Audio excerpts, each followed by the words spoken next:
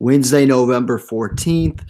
It's your boy PC_lead. That's what they call me on Twitter. My actual name is Walid.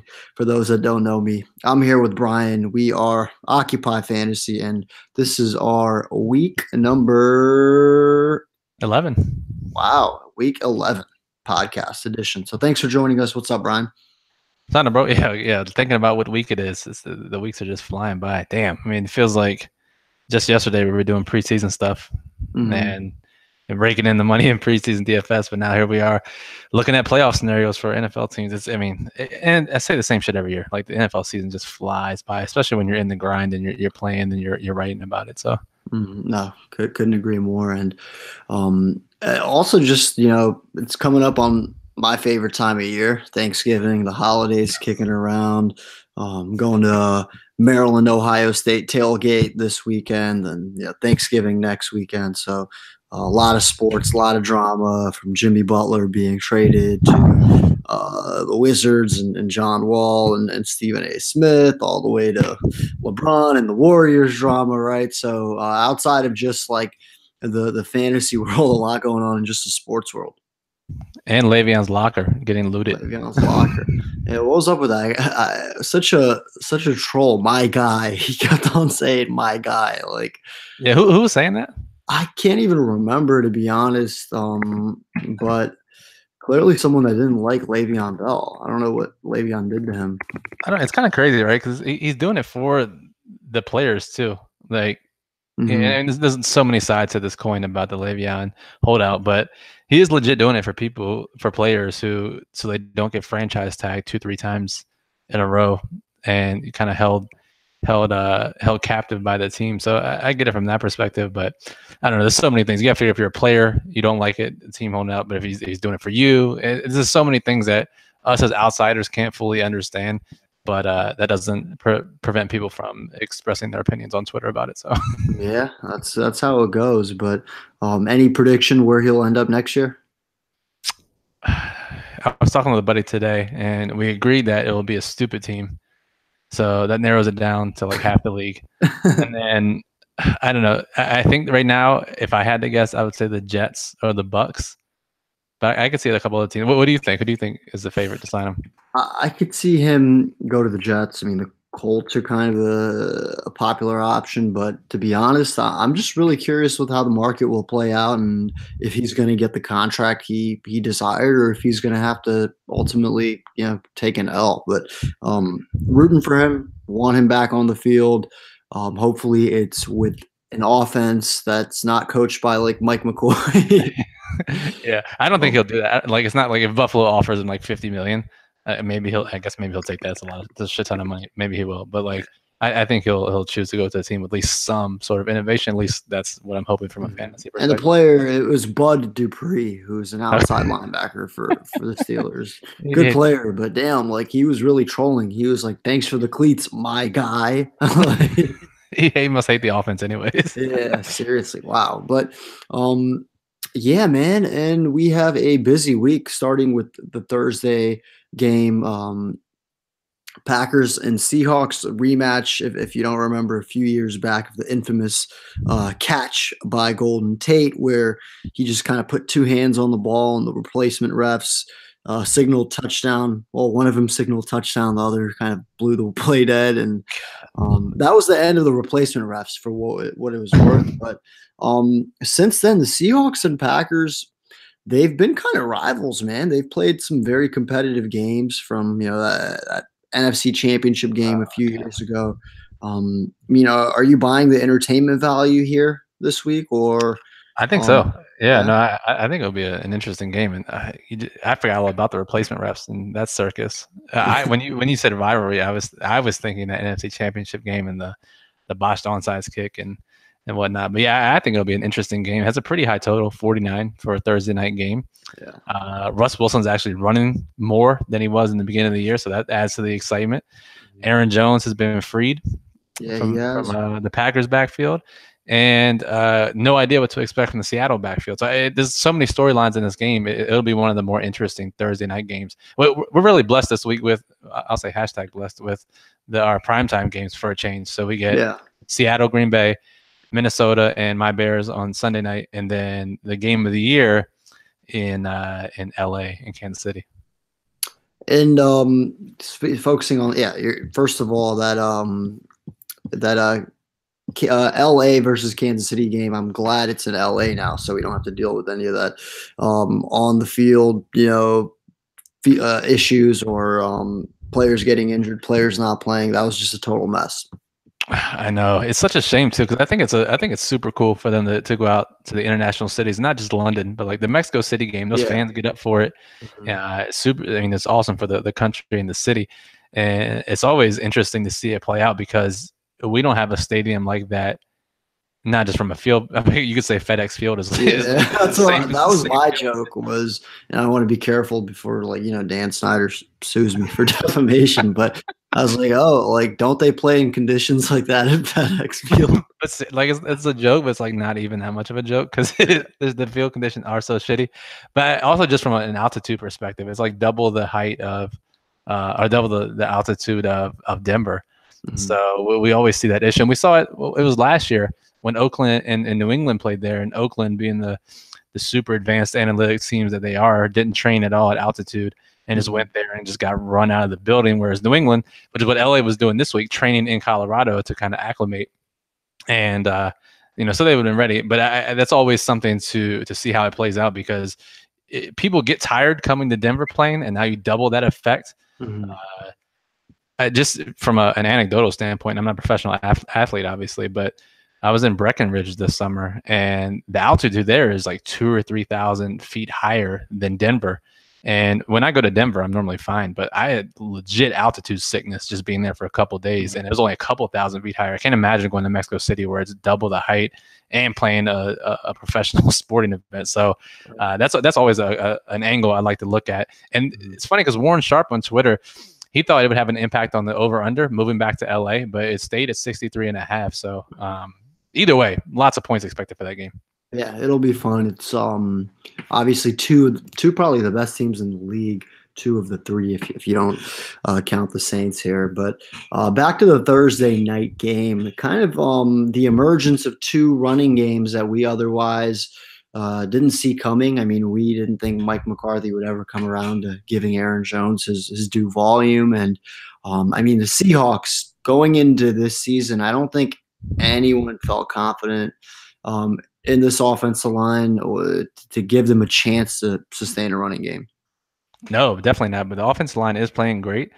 And now all three running backs are playing great. So Chris Carson, I wrote about this in the Daily Plug, which is up, occupyfantasy.com, went up today on Wednesday.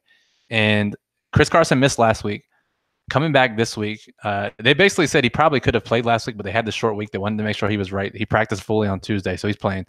Mike Davis, who we thought would get most of the reps on Sunday, and still was a great DFS value, scored 18 points on DraftKings. He actually split carries with Rashad Penny, who there were whispers last week that Penny would get more work with Carson out, but it's really hard to trust Pete Carroll. But then he went out and did it and hit 100 yards on like 12 carries. And now all three guys are available for this Thursday night game. So I think it makes an interesting dilemma for the single game slate. So I'll pose this to you. How would you approach this? Because there's going to be a value, I think. I doubt all three of them split evenly. I'm sure one guy will get more than the other. How would you play this in DFS? It's tough in DFS. And of course, you'll want to kind of wait word and get confirmation, right, to kind of see if Chris Carson's indeed active and playing. He isn't on the injury report. They're saying he will play. But once again, if he's for sure in, that changes everything in my eyes. And to be honest, I'm not really keen on trying to guess this game of musical chairs. I mean, between Mike Davis and Rashad Penny, they split carries last week. I mean, Chris Carson, you think he'd come in and be the top guy as he earned it through training camp, preseason, and earlier in the season, but who the hell knows on a short week? I mean, it might be whoever gets hot. They might give all three guys an equal opportunity in the first half, and whoever's generating the most sustained attack is going to get second half carries. So there's no one here I like in cash contests, but higher risk contests, you can make a case for all three guys. Yeah, and that's literally exactly what I wrote. You're not gonna play any of these guys in low risk because their floor is legit like 3 carries, 4 touches. So, no. So for high risk, if you're making a couple lineups, just throw one into each. You don't necessarily have to play one. You can, load up on the passing games, because I do think the passing games on both sides prevent some value. Whereas we know what Devontae Adams is. He's an MVP on a single game slate candidate, and then I really like David Moore as a high risk option, just because. And I know we're going to put this out Wednesday night, so it's not a lot of time for people to consume this for Thursday nights. But this could be a lesson that you carry forward. Looking at the air yards and the targets for David Moore, he's a guy who's getting a lot of opportunities, playing a lot in a game which should be a shootout. We know recency bias, especially on single game slates where there's a lot of casual players playing. But look at the last game loss. He's had 3 catches for 32 yards total over the last 2 games, not knowing that he's had 10 or 11 targets, leads the team in air yards. So that's the type of guy that should be lower owned based on recency bias on a single game slate, but has that upside at that middle to low salary tier that can help you put you over the top in those high risk contests. Absolutely. It's a good thing to point out, and obviously you wrote about it in the plug. But yeah, I mean, he's gotten like a red zone target, I think, in 4 of the last 5 games. So, yeah. I mean, there's a role for him, right? He's gotten actually 5 red zone targets in the last 5 weeks. So, he is going to be the least owned, I think, out of really any of these secondary options. I mean, look, you have Baldwin and Lockett; they'll go higher owned than David Moore. And then the other end, I mean, it's a sneaky play. I like it. What about Jimmy Graham? A little revenge game narrative? Do you buy it, or just I don't know. Really. I was kind of hoping that I would ask that question to you. Maybe I'll just flip it back to you, because I don't know. He hasn't been used in the last 3 weeks since the bye. I don't know why. I mean, they showed such a strong report as soon as he came over to Green Bay. So I'm really confused why he's not being used, especially you consider injuries to Cobb and Allison. You would think they would lean more on Jimmy Graham, but I don't know. Revenge game narrative is the only thing that plays a part here. But then we played that game with Gronk when he returned to Buffalo, and he's still old-ass Gronk and didn't do anything. So I don't know. I think more people will play him than I'd feel comfortable with. So I don't know. I'm probably not going to play him a lot on Thursday night. Yeah, I mean, it's one of those things where if you look at his numbers, I mean, some weeks he gets not like, week 7, 8, he had games, or even before that, where he had 9, 11 targets. And actually, 1 second, my fucking house phone is ringing. Can you hear it? I can hear it. Yeah.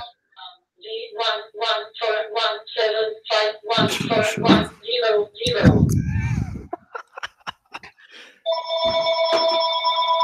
Who still has a house phone? That's so loud, by the way. Disrespectful ass motherfuckers calling the house phone. I'm gonna leave this in the podcast because I think it's funny. That's are you at your parents' house? I'm at my parents' house. Someone's calling the landline. It ticks me off. Normally we'll get a phone call in the evening, and the ringer just ticks me off. But anyway, so loud, holy shit. But speaking of Jimmy Graham, I mean, he's had weeks where he's had 9, 11 targets, but then he's had other weeks where he's just like last week, 1 target. So extremely volatile, but in a single game slate, high risk contest. I mean, you could put him in a lineup. Like if you're playing 2, 3 lineups, you can't fade him completely, in my opinion. That's probably true. Yeah, I don't know. I still think I'll have less than because I'll probably do 8 lineups, just because I'll be doing the strategy we've recommended in the past, where you max the WFFC Fan Championship on FanDuel, the $1 satellite, which I think is good for all bankroll sizes. Yeah, and I'll probably have him in 1 or 2 there out of my 8, just for reference. And you can find overlay in these contests. Speaking of which, right? I know we like to kind of join them earlier, but keep your eye, even if you're not much of a satellite player, which I think you should be, but come 8-15, 8-16, if you see this like 270 man tournament, only have like 180, 190 people, hop on in, man. All it takes is 1-2 tickets before December to get you in a good spot to take down this thing. Yeah, we've talked about this so much in the Daily Plug, or at least I have, just because it's such a good tournament for all bankroll sizes to try to enter. It's $250 at the end of the year, middle of December, I think. Roughly 18,000 entries with $1 million to first place.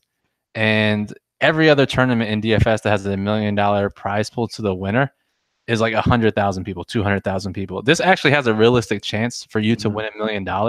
Granted, it's still obviously super tough, and Yeah, you're not GPPs gonna are win, but right. you might though, Brian.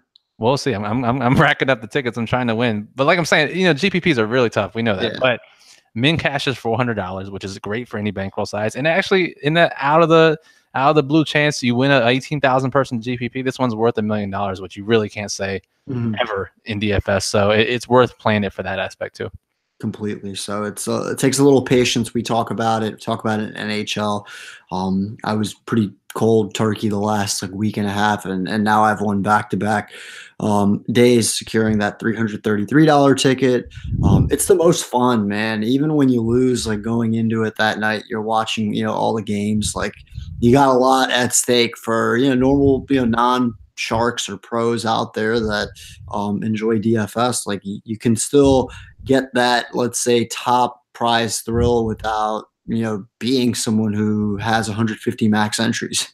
Right. No, exactly. That's the thing. You can you can have that thrill, and it's a tough. It's tough to earn these tickets. We realize that $1 entry to win a $300 ticket or $250 tickets, obviously it's super tough, and it's easy to get down on yourself when you're not winning them or you're not coming close. But especially in NHL where it's so volatile, and then NFL where we're taking these leveraged approaches and fading some higher owned guys and trying to find spots for low owned guys, it's tough. And you're going to go through streaks where you lose. It happens to the best of us. When we do it, we'll talk like, damn, our lineups suck lately. But it doesn't, because the very next day we'll hit a ticket. And so it's staying with the process and just trying to keep a level head and not get too down on yourself when you do lose 2, 3, 4, hell, even a week, 2 weeks in a row in these high risk contests, because that's what they're called, high risk. So exactly. And look, you can actually max enter in these satellites, right? Whether it's the $2 NHL one with 6 max entries or the $1 NFL one with 8 max entries. These are all things that most people's bankrolls can afford. So, and you're not going to be able to max enter GPPs, right? At 150 max for a $4 or $6, $9 tournament, it's a lot of fucking money. Right. Seriously. It's the same thing on DraftKings too. I know we talk about FanDuel a lot just because their satellites are more conducive to our strategy. But FanDuel, they have 25-cent satellites, 5 max entry. Any bankroll size can do that. So certainly worth a shot over there too. Let's move on to Sunday here as we look at the slate of games. One game that doesn't have a over-under set yet is the Bengals and Ravens, and largely in part, all in part due to kind of the uncertainty of Joe Flacco and whether Lamar Jackson will get the starting nod this Sunday. What do you do in a situation where we don't have this data available? Yeah, I don't know. It's normally, we normally have this by now, right? But I guess they still don't know who's going to start. Now, even word out of Baltimore today is that RG3 might draw the start. Oh my God, I'd love that. I actually would love it too. And I actually think he deserves it just because of how well he played in the preseason. He looked like... Bring him on, man. Right. Maybe not old RG3 just from a mobility perspective, but he looked great in preseason. I know it's against backups, but he was decisive, making great throws, making good reads. So I would love for RG3 to get another shot, and I think that may be the case. We'll have to keep an eye on it here. From a fantasy perspective, I would love Lamar Jackson to start more, just because he opens up the ground game and it's that much more exciting. Either way, I think both of them offer more upside than Joe Flacco for the Ravens rest of the year to try to sneak into the playoffs. So I don't know. I imagine it's Thursday. As tomorrow rolls around and Flacco doesn't play, I don't think whether Lamar starts or RG3 starts, the line isn't going to be affected that much, right? It's not like if RG3 starts and instead of Lamar, it's going to be 3 points or anything. Right. No, good point. And if RG does play, just put them all in all your lineups, cash, tournaments, leagues, satellites. Seriously, right? Seriously, yeah. I mean, I think they're both 4,700 on DraftKings. So I imagine if there's word that one of them will start early, then they'll probably be popular, I think, especially as people try to jam in these high-priced running backs. Right, that'll be fun. Now, on the other end, no, I can't say we're surprised the Saints, kick the Bengals' ass, but I'd say I was a little surprised with how bad Andy Dalton and that offense was. Of course, they're without AJ Green, but um, are you worried at all about kind of this future output without AJ Green, what it does to Tyler Boyd and um, potentially, opening the passing game up? I think we have to. We talked about in this very podcast last week, right, where we said Tyler Boyd was going to be crazy high owned last week in DFS, but he's in a position where he's being miscast as the number one, even though he's running out of the slot. He's going to be the focus of the offense, and that's not what he is. It's not what Mohamed Sanu was when he was forced into that role a few years ago when Marvin Jones and AJ Green were hurt, and the offense suffered because of it. And there are certain splits that you can look at that are truly predictive. And for Andy Dalton, when he plays without Tyler Eifert and AJ Green, his stats and his production crumble. And that was a worry for me going into last week, and why I didn't highlight that game in the daily plug as a stack option, just because of his history without those two guys. He relies on them a lot, and without them, that offense could suffer, and that would cause the Saints to slow down on the other side of the ball. Saints didn't slow down no matter what. It didn't matter what the Bengals were doing. But I think when you see high upside guys like AJ Green and Eifert out of the lineup, that can really kill an offense, and we have to be careful about putting all of our chips on those offenses when that does happen. So, a very, very good point. And I wanted to talk a little about this Eagles Saints game, as it is the highest Vegas total game of the slate, 56 points. I think a few weeks ago may be a little closer, but the Saints are heavy favorites. They've been playing like the best team in football. And then the Eagles, on the other hand, they're kind of in a must-win spot. I mean, is this a game where of course, the Saints are all in play, right, with being back in the dome, but is there anyone on Philly that you think you'd want to run it back with? it has to be Ertz, right? I mean, I'd imagine he'll be popular. It's got to be Ertz. I'm still kind of surprised the spread is this high. It opened 7.5, and that was still kind of high in my mind. But then obviously after Philly loses on primetime to Dallas, that spread moves 1.5 points in New Orleans' favor. Now it's up to -9. So that's not too surprising. I still think Philly keeps this game close, but I don't know.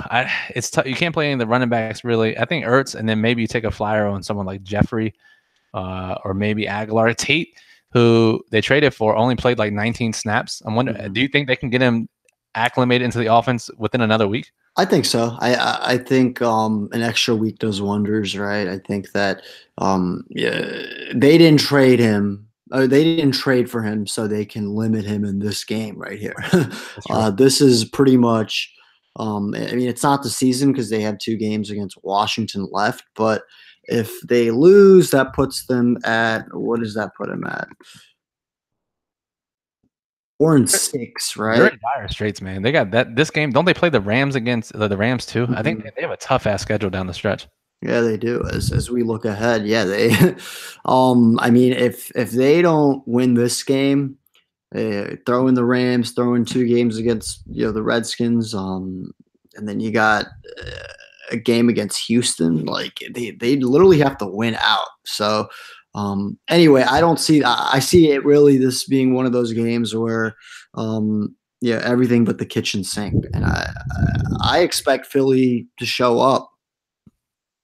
I do too. I think they'll show up and play well. I'm still surprised at the spread, so I will probably take the Eagles +9 for entertainment purposes, and then probably I'm sure they'll lose by 3 touchdowns, but I think the line is off.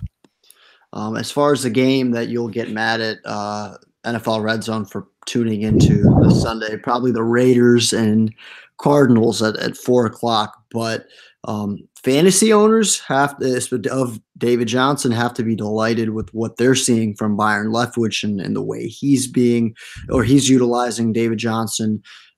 Is this a game where you can find sneaky value between DJ and maybe one of these receivers? Definitely DJ, and I think he'll be popular. Maybe Ricky Seals-Jones, who hasn't really put up the production, but is seeing kind of these these behind the scenes metrics, air yards and target share, routes run. Like he's showing up really high on a lot of those lists, but the production is not coming.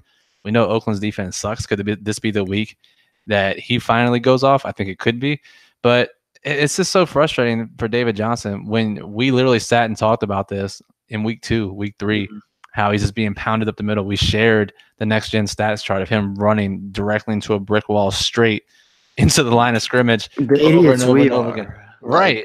Like if we can see this, why can't the coaches see this? Leftwich takes over. I'm sure he's seen it on Twitter, right? He's getting his new job. I'm sure he knows. And now I saw a stat yesterday. Before Leftwich took over, David Johnson was running in between the tackles 10% higher than league average. I think it was like 69% of his carries, where the league average is 59%. That number's now down to 49%. He's below league average. He's running outside more, getting more involved in the passing game. What a surprise. His production has followed.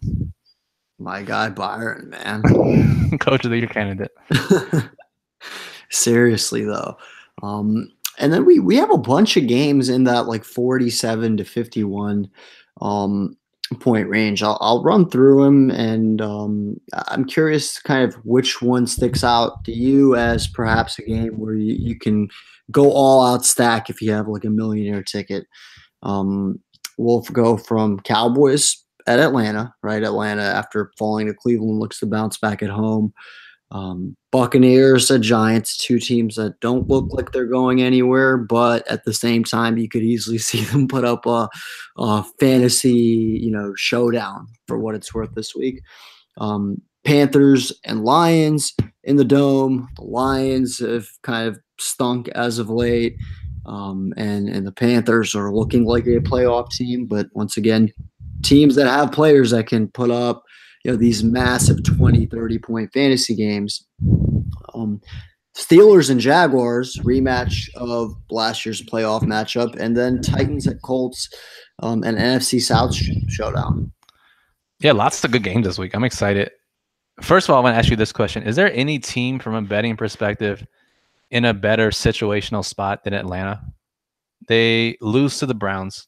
Everyone makes fun of them. Dallas has a huge primetime win over a division rival. Now they got to travel to Atlanta, and the public is all over Dallas as an underdog. The spread has dropped from 4.5 to 3. Atlanta's only 3-point home favorites.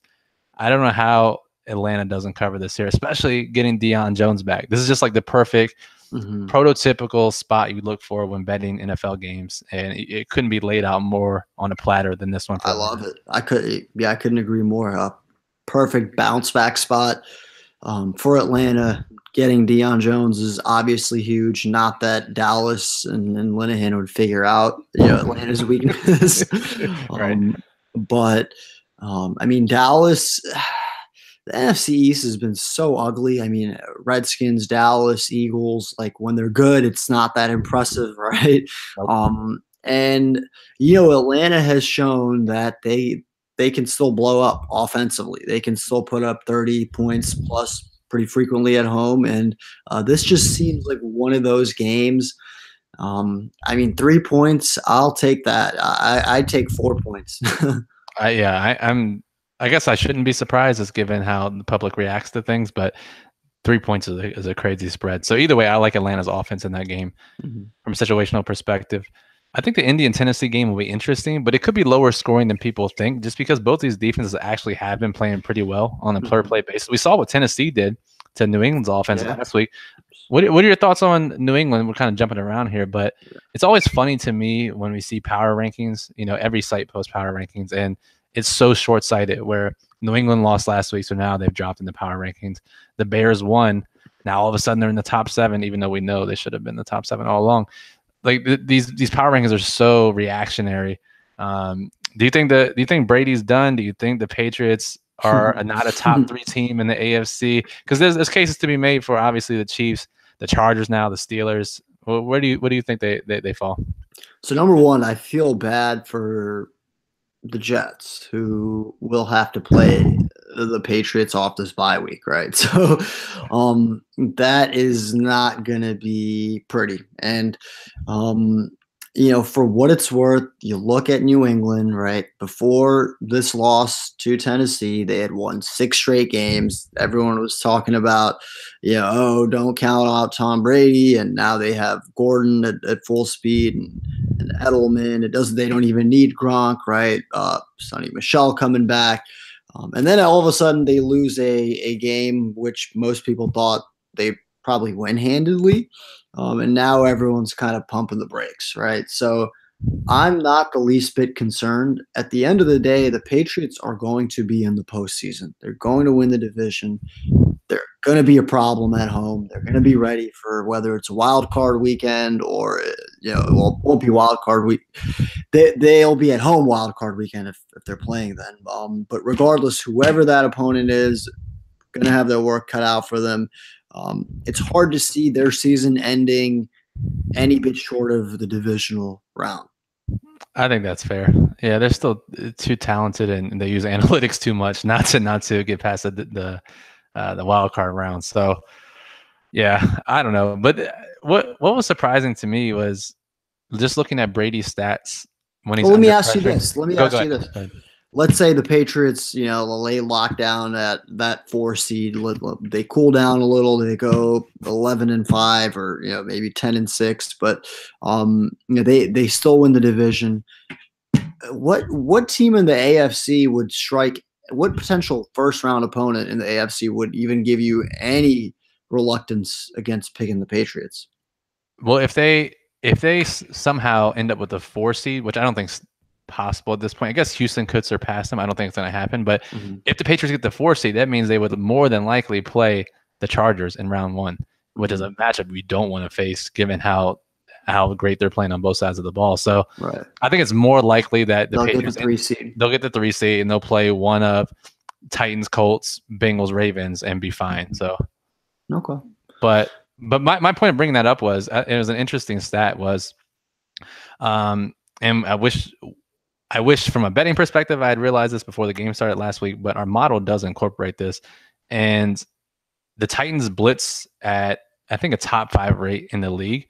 And Tom Brady has the worst passer rating when blitzed this year, which is really surprising. Wow. You think he would be able to dissect the defense, but for whatever reason, and it looked like he looked lost on Sunday against the blitz, couldn't find the check down, throwing it out of bounds. And outside of our boy Mitchell Trubisky and absolute disaster Josh Allen, Brady has the worst off-target throw percentage in the league this year. Trubisky's number 1. I think Allen's number 2, or vice versa, and Brady's top 3 or top 5. Those stats don't. Never mind, he's washed. Yeah, right. It's like what that you don't think of Tom Brady to be doing that, but it catches up with everybody. Is this the case? Will he turn it around? I don't know, but it doesn't look good so far. It'll be fun to see. Right. Every year we kind of go through this. I think ultimately they'll be successful. For reasons beyond Tom Brady, quite honestly, right? They have so much around him, and I mean, everything. It just seems to click for this team and this organization. The colder it gets, I'm not betting against them anytime soon. That's fair. I think that's fair to say. So, all right, let's talk about some of these other games really quickly. I think the Giants and Tampa Bay game at 52 points. It wouldn't surprise me to see the game score 30 points or 70 points, and I'm leaning towards way over. Like you said, neither of these teams have much to play for. So Fitzpatrick's playing for a future. Eli, I guess, is playing for his job. I don't know. But I don't see either of these teams slowing down. The only reason we weren't all over Tampa Bay last week was because the Redskins just can't move the ball. And now with no offensive line, there's a really good chance they didn't score a ton of points. So I think this is a game that could definitely shoot out, and both offenses are worth stacking up. Yeah, no, I agree. These two teams played last year. I mean, different teams, but it was, I think, 25-23. Winston threw 3 touchdowns. Eli actually had a good day, 2 touchdowns, no picks. They didn't have Saquon Barkley, right? So, I mean, I think this game has potential to definitely hit the over mark, right? And for what it's worth, I think that you're going to have a lot of guys that probably go under-owned relative to these other games. You think so? Yeah, I'm just thinking about it now, and obviously it's still early on Wednesday. But yeah, I guess a lot of the Saints will have ownership, right? Carolina maybe. I'm sure Indy and Tennessee, both those quarterbacks are cheap. Falcons probably. Pittsburgh, because especially on DraftKings, because their pricing still accounts for Jacksonville as an elite defense. So Antonio Brown's under 8,000 on DraftKings this week, which I don't think he's been that since his rookie year. So Chargers at home. Chargers, yeah, there's a lot of options here. So I think you're right. The ownership could be spread out, and that could cause them to go under own. That's a good call. And given Tampa's dud as far as putting up points last week, I think once again that sort of thing sticks with a lot of people. But they were moving the football, right? And if let's say Fitz doesn't turn the ball over a few times, all of a sudden it's a pretty good fantasy day if they could get it in the end zone. Yeah, they had 500 yards of offense, scored 3 points. Obviously, it's a record in NFL history. Most yards of offense, fewest points scored. But also, if you're Dirk Cutter, why would you admit after the game that you took over play calling duties and after they scored 3 points? I mean, I know it's not necessarily his fault because of all the red zone turnovers, but I still would have kept that to myself. Yeah, just a little weird, but hey, that's how some organizations run. Texans, Redskins, big game for both teams. The Texans, 6 in a row now for them? Yeah, I think 6 in a row. And I was just looking at the playoff machine on New York Times. Redskins, 75% chance to make the playoffs, 65% chance to win the division. Don't get too excited. And the Texans, pretty much the same odds, 76% make the playoffs, 56% win the division. So obviously an important game for both of them, but I haven't looked at the leverage yet to see how it affects either team. But the AFC South is tighter, definitely tighter than the NFC East, where the Titans and the Colts are emerging. So I think it's more important for the Texans here than the Redskins, right? but it is super, super similar for both teams, yeah. Yeah, no, I couldn't agree more. I mean, you're looking at two teams that, no one's in the grand scheme of things taking serious, right? If you're looking at like future Super Bowl odds, and I wouldn't bet on any of these teams to win the Super Bowl. But for what it's worth, right now, they're finding ways to win, right? And the Redskins offense, it's just very tough to justify, getting excited about anyone in particular, whether it's Maurice Harris, Josh Doxson, AP. It's just tough for me to get excited about. Like, sure, one or two of these guys might get in the end zone, but to get that big game that you want in a higher risk contest, not where I'd look. But on the other end, Deshaun Watson and DeAndre Hopkins, right? I think they're going to go under own given the notoriety the Redskins secondary has kind of picked up here the last few weeks and how good they have been. But they did get carved up last week outside of turnovers, right? And I think that someone like Deshaun Watson could pose some problems. I like that call too. Yeah, I mean, we know he has the rushing upside. Now I guess his chest is fully healed, so he should be scrambling more. And we know what DeAndre Hopkins does, especially with Will Fuller out of the lineup. We talked about it before the bye. He gets 3 more targets a game, like another catch and a half per game with Fuller out of the lineup. And Demaryius Thomas isn't going to command that many targets at this stage of his career. So I like that call a lot. What about Josh Doxson? I know you said not for DFS, but what about season long? Do you think he's worth a pickup now? He's touchdown in back-to-back games. Has shown some signs of life. It was looking pretty bleak here for a while, but now at least he's showing some flashes. No, he's worth a pickup. Anytime you get a guy who's getting like 5-6 targets routinely, and now he's actually catching him, certainly worth a pickup. At the end of the day, you're really banking on touchdowns with a quarterback that doesn't usually throw touchdowns to receivers. And Alex Smith, I think, like one year he literally went a whole season without doing it. So it's, he's not someone I'd get overly excited about. You're going to get a lot of these 40, 50-yard games where he doesn't score, quite frankly. Yeah, and like I said, the ceiling for this offense is so low, and with all these injuries in the offensive line, we know Alex Smith's not going to stand in there and take some hits and then throw it downfield recklessly. So, and with Crowder potentially coming back, I don't know if he will be back this week, but as soon as he does get back, that's going to take away from Josh Doxson's potential. But for what it's worth, good for him, right? Kind of going from, hey, this guy's a bust, and now finally establishing himself. If he can kind of keep it up, yeah, he might stick around and get himself a chance to at least be the guy here. But it's just tough when Alex Smith is your quarterback. It really is. And it's so funny though. Turnovers are so important for win-loss records in the NFL. And the Redskins have the number 3 turnover differential in the league this year, mostly in part to Alex Smith not turning the ball over. So he does have that going for him. But then when you get into the playoffs, it's not just about not committing turnovers, it's about making plays as well. And that's really where this comes down to. So yeah, he can lead a team to 10-6, 11-5, but in the playoffs will it happen? And I'm sure you're not optimistic on this, but it doesn't seem like that'll be the case. So right, and then one thing I kind of wanted, I had a bone to pick. I saw someone point that out and saying, yeah, Alex Smith doesn't turn the ball over, and Redskins, look where they rank as far as turnover differential. Well, a big part of turnover differential is the turnovers you're getting on defense, right? And the Redskins are top 3 right now in turnovers forced. So, I mean, I can't give Alex Smith credit for that. At the end of the day, your job as a quarterback, your job as the offense is to put up points. And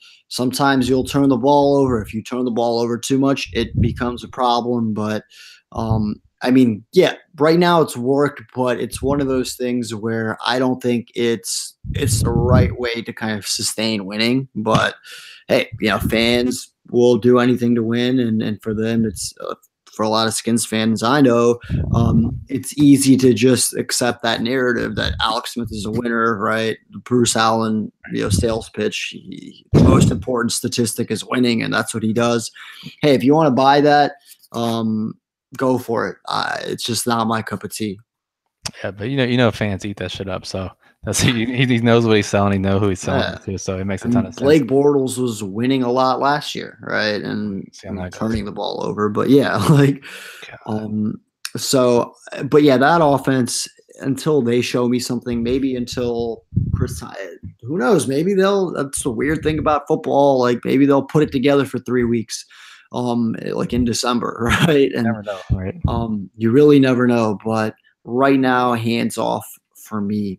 That actually, I wanted to transition a little bit because, so Alex Smith came from Kansas City, right? Article came out today on Sports Illustrated talking about Andy Reid and how he incorporates plays from various competition levels. He has a play in his playbook back from when he played high school football. He asked Patrick Mahomes for his favorite plays at Texas Tech. He's brought in a guy from Nevada. He's brought in he has a spread coordinator on his staff that literally looks at spread offensive concepts. The article is great. I suggest everyone to go read it, and it's really just mind blowing that. I don't know. We say this almost every week though. It's not really that mind blowing that these innovative guys are winning and there aren't more innovation guys because the football guys are stuck in their way. So. Basically, I'm summing this all up to saying so the Chiefs are one of the favorites to lead to win the Super Bowl, as are the Rams, as are the Saints. All these innovative teams. Let me ask you this: outside of those 3, Rams, Chiefs, Saints, which team do you think outside of those guys have the best chance to win the Super Bowl? I'm going to go with the Los Angeles Chargers. I think that's a good move. I'm I'm a big fan of just what they're doing. I think that altogether their offense from Philip Rivers, he's playing like a top 5 quarterback in the league, right? All the way to this 2-headed kind of rushing attack. Melvin Gordon, he's a premier running back, but what both him and Eckler can do in the passing game.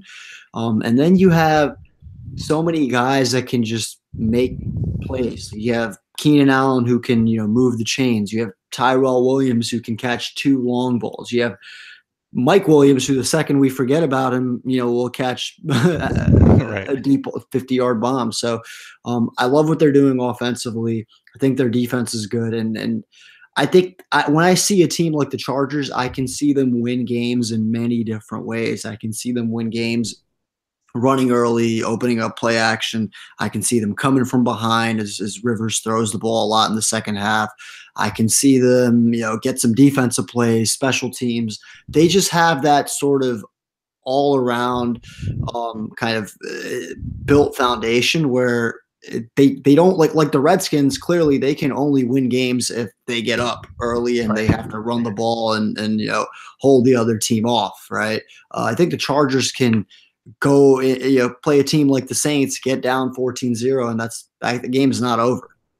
That's true, and they don't even have Joey Bosa back yet, who just came back to practice today, so he'll be back soon. Oh yeah. So yeah, things are pointing up for them, and they're going overlooked just because of the Chiefs in their division. I think right now they're 14-1 to win the Super Bowl. If you shop around, you might be able to get better odds. So I like them a lot. We tweeted out today Brian Burke's chart. Chargers, along with my Bears, are the only team in that Super Bowl range of that expected points added chart we like to look at. So I agree with you. I think the Chargers are undervalued from a Super Bowl perspective. You've already hit your one. You haven't hit it yet, but from a value perspective, you talked about your Drew Brees MVP wager to make 2 weeks ago. I think you're spot on here with the Chargers too. Yeah, and Phillip Rivers maybe can sneak himself into that consideration because, like you said, no one's talking about these guys because of the Chiefs, right? And when you have a team that like took the league by storm the way the Chiefs did, I get it. It makes sense. It's optics too, right? Like the way the Chiefs have done it, like people are blown away by watching it. So yeah, but at the end of the day, I mean, Rivers this year, 21 touchdowns, 4 interceptions, 2,500 yards, has a 115 passer rating. He's playing as good as he's ever played. Yes. And for what it's worth, man, like how many times have we seen that non-sexy team that finishes second in the division end up going to win the Super Bowl, right? Like whether it was the Giants, the Ravens or Steelers all those years. Like there's always a team in the wild card. The Packers did it, I think, with A-Raj a few years back. There's always that team that plays wild card weekend that you end up seeing deep in the postseason. Like we said, that's the team you don't want to see in the first round of the playoffs or any round. Just because they're a wild card team, they're strong. If they were in any other division, they'd be in first place right now in AFC. So, I just think the Chargers are. Yeah, I can't wait to tune into that game when they play the Chiefs for their second matchup of the year. Oh, it's going to be fun. And they should cruise this week at home against Denver as well. Any other closing thoughts here before we wrap things up? I don't think so. I think from a fantasy perspective, things are wrapping up here. You got 4 weeks left before, I guess 3 weeks left before most leagues' fantasy playoffs. I would say, just my advice, try to get some upside bench stashes, get some Malcolm Browns, Wayne Gallmans, those types of guys who would step into a big role if the star running back goes down. Look at some defenses that have good matchups in weeks 14, 15, 16, the Bills, the Broncos, and just try to get some guys ahead of the curve to look forward to the playoffs. And then DFS, it's been working really well in our daily plug. You got to play it week by week. You can't go into each week with a set mindset. I'm going to play $100 worth of cash games this week. 2 weeks ago, that set up perfectly. Here's high upside guys, high owned guys. Armada loves them. Betting markets love them. Fits into a lineup easily. Last week, a lot of the high owned guys didn't make a lot of sense to play. So we had a high risk approach. So just looking at it slate by slate is really important. But that's what we're here for. We're here to help you do that. There you go. And NHL season continues on. NBA season continues on.